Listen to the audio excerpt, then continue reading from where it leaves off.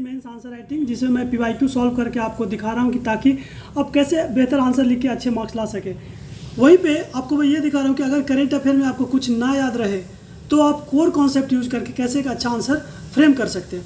चलिए 68th BPSC का एक क्वेश्चन करते हैं दोस्तों।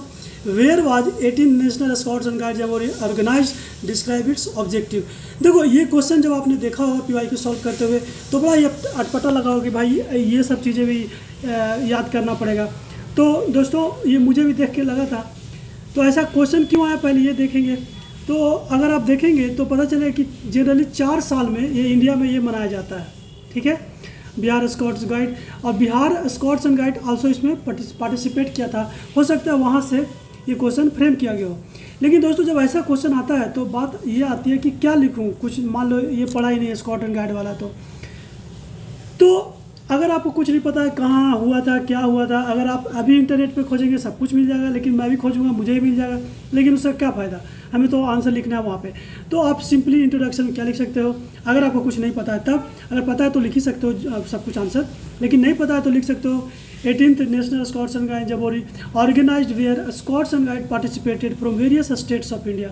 अब नेशनल है भाई तो सब जगह से पार्टिसिपेट करेगा ही, तो वही मैंने लिख दिया और कुछ नहीं। अब कुछ आता ही नहीं। हाँ उसमें ये भी लिख सकते हो, अब जब स्काउट्स एंड गाइड है तो ये भी लिख सकते हो to enhance human centric spirit and team building spirit, ये सब कुछ आप ऐड कर सकते हो।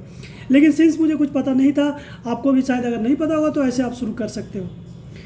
दूसरी बात है इसमें एक तो पूछा है, आप अगर क्वेश्चन देखो तो एक तो इसमें पूछा है कि कहाँ पे हुआ, यही लिखा ना वेयर। तो वेयर अगर लिखा है, अगर आपको पता ही नहीं तो वो तो लिखोगे नहीं, तो आप इसमें आप तुकबाजी नहीं कर सकते कि लिख दूंगा पटना जैसलमेर जमशेदपुर, ऐसा नहीं कर सकते। तो उसको आप छोड़ दो भाई। इंट्रोडक्शन इतना लिया, कहाँ ऑर्गेनाइज हुआ था, गया तेल लेने। अब सीधा आप आ जाओ ऑब्जेक्टिव पे। ऑब्जेक्टिव में क्या लिखे जब क्वेश्चन पूछा है तो भाई इसमें तो आप पढ़े नहीं है, लेकिन इतना तो जानते हैं कि स्काउट एंड गाइड क्या होता है।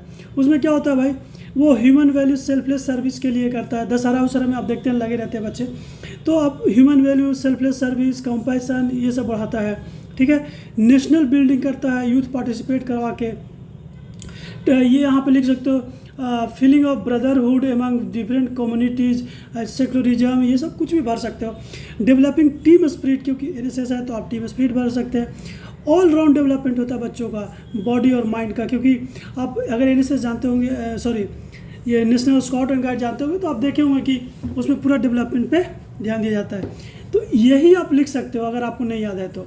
और दूसरी बात, अगर आप एकदम नहीं पढ़े हो, आप इसी में देखो एक रूल है दोस्त, अगर आपको कोई क्वेश्चन याद नहीं है तो उसको जितना जल्दी सेलेक्ट के आगे भाग जाओ। क्योंकि अगर कुछ पूरा कहानी भी लिख के अगर 8 मिनट 6 मिनट लगा के आप पूरा कहानी लिखते हो तो मार्क्स वो एवरेज ही मिलेगा, जो आपको इतना मार्क्स मतलब इतना नंबर मिलेगा अगर आप लिखते हो तो। क्योंकि आप जब लिखोगे तोल मटोल करोगे तो एग्जामिनर को भाई पता चल जाएगा इसको कुछ नहीं आता है, भाई याद है।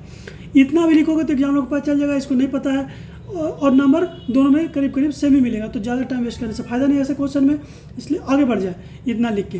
तो इतना लिखे आगे बढ़े, कोशिश करें कि कोई करेंट अफेयर आपसे ना छूटे, लेकिन अगर छूट भी जाए तो आप ऐसे लिख दें। फिर कंक्लूजन जरूर लिखें।